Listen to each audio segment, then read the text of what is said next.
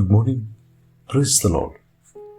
Blessing for nation ministry Gujarat से मैं आपका भाई सैम कृष्ण प्रभु ने दिए हुए आज के इस नए सुंदर दिन पर आप सबको प्रभु यीशु के नाम से जय मसीह की।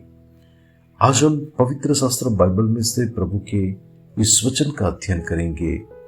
रोमियो की पत्री उसका 8वां अध्याय और उसकी 31वीं आयत। वहां पर लिखा है, यदि परमेश्वर हमारी ओर से है तो हमारा विरोधी कौन हो सकता है।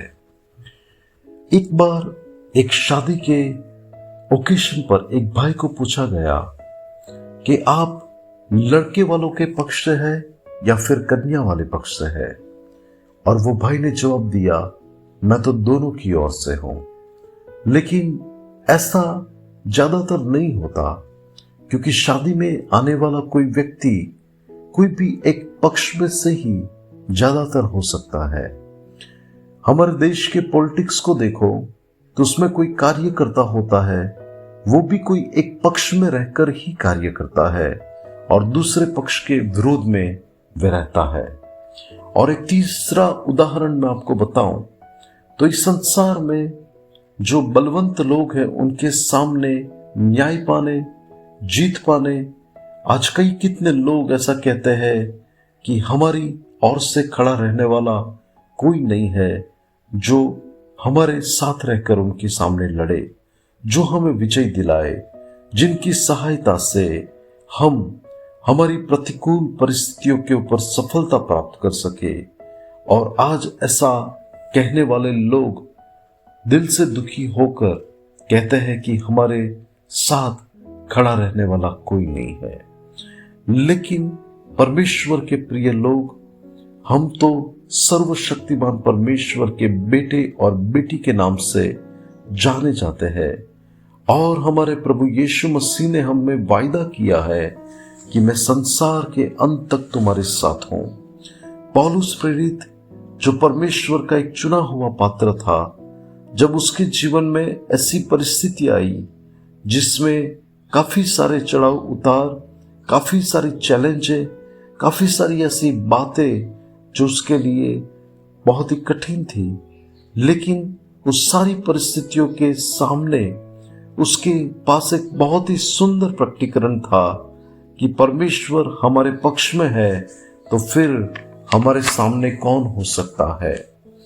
दाऊद ने जब एक बलवंत और ऐसा एक बड़ा योद्धा जिसका नाम गोलियत था, उसका सामना करना था, लेकिन दाऊद उस बात को लेकर जानता था कि परमेश्वर मेरे पक्ष में है, तब मेरे सामने कौन हो सकता है, और उसने अपने शत्रु पर विजय पाई।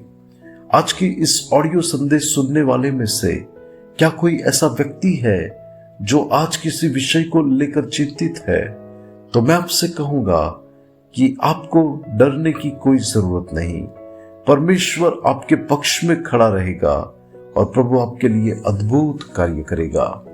पवित्र शास्त्र बाइबल में हम ये जानते हैं कि जब एक बड़ा ही ताकतवर राजा फारून, जिसके विरुद्ध में इज़राइल के पक्ष में रहकर प्रभु ने उन लोगों को विजय दिलाया जो परमेश्वर की चुनी हुई प्रजा थी, और परमेश्वर उनके पक्ष में रहकर उस मिस्रियों के सामने, फारून के सामने लड़े और उनको उनकी गुलामी से परमेश्वर ने उनकी प्रतिकूल परिस्थितियों से आजाद किया।